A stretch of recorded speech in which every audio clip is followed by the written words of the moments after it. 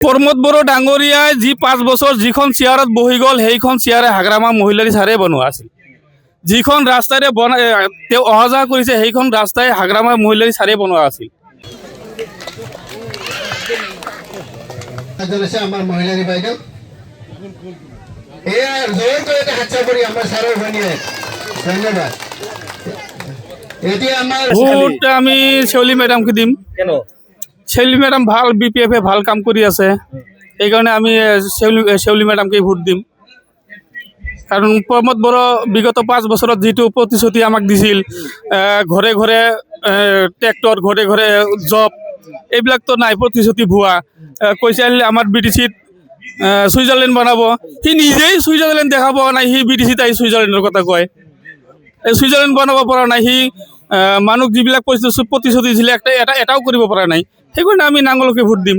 প্ৰমোদ বড়ো ডাঙৰীয়াই যি 5 বছৰ যিখন চেয়াৰত বহি গ'ল সেইখন চেয়াৰে হাগ্ৰামা মহিলাৰী চাৰে বনোৱা আছিল। যিখন ৰাস্তাৰে তেওঁ অহা যোৱা কৰিছে সেইখন ৰাস্তাই হাগ্ৰামা মহিলাৰী চাৰে বনোৱা আছিল। সি ক'লে হ'ব নেকি যে 5 বছৰ একো কৰা নাই?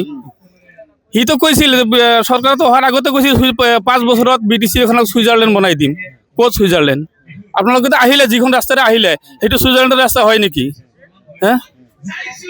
কাৰণ গতিকে সেইকাৰণে আমি 17 বছৰ যিবিলাকে কাম কৰিছিল সেইকাৰণে ভাল লগা হৈছিল। জংঘল যিটো BTC জংঘল আছিল সেই জংঘল কাটি হাগ্ৰামা মহিলাৰীয়ে সুন্দৰ BTC বনাইছে। 100% শেৱালী মেডাম কোনো এটা মানুহে ৰখিব নোৱাৰে। শেৱালী মেডাম দিছপুৰত যাবই, মিনিষ্টাৰ হ'বই। আৰু আমি BTCত 5টা মন্ত্ৰী পাবলৈ সক্ষম হ'ম। লৰেন্স চিছালি আহিছিল, ৰাস্তাৰে গৈছে। কিছুমান মানুহে লৰেন্স চিছালিক চিনিয়ে নাপায়। লৰেন্স চিছালি কোন চিনিয়ে নাপায়, নামতহে লৰেন্স চিছালি। 5 বছৰত সি ক'ব নোৱাৰিব কুৰ্চাঘাটি ক'ত, জৰেগাঁও ক'ত, ক'বই নোৱাৰিব সি। 2 দিন বা 3 দিন আছে খালি। আরে ভোট দিবেন নাঙ্গলক BPF দলক। BPF দলক কেন কিন্তু মানে আমাৰ এই কোকৰাঝাৰ 3 নং সমষ্টিৰ আমাৰ ডেভেলপ হৈছে হাগ্ৰামা ছাৰৰ দ্বাৰাই।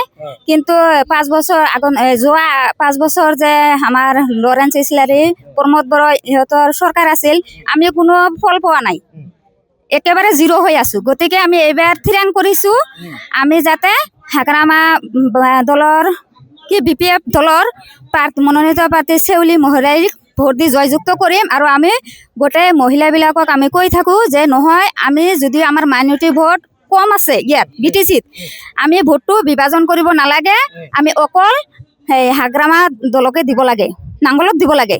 এইখিনি মই কৈয়ে থাকোঁ। কিছুমানে কিবা লৰেন্স চিছালিৰে মিটিঙত যাব ওলাইছিল, মই বাধা দিছোঁ, যাবই দিয়া নাই। কি আমি ভোট বিভাজন কৰিব লাগে? আমি শান্তি পাইছোঁ, আমিতো অশান্তি পোৱা নাই। কিছুমানে একেবাৰে যে গোটেইবিলাক মানুহক দিব পাৰে এইটোতো সম্ভৱ নহয়, লাহে লাহে দিব, এইটো আমি ধৈৰ্য ধৰিব লাগিব। এইখিনিও মই কৈ আছোঁ বিলাকক। কিছুমানে হালা চিলা কৰি আছে, আমি পোৱা নাই।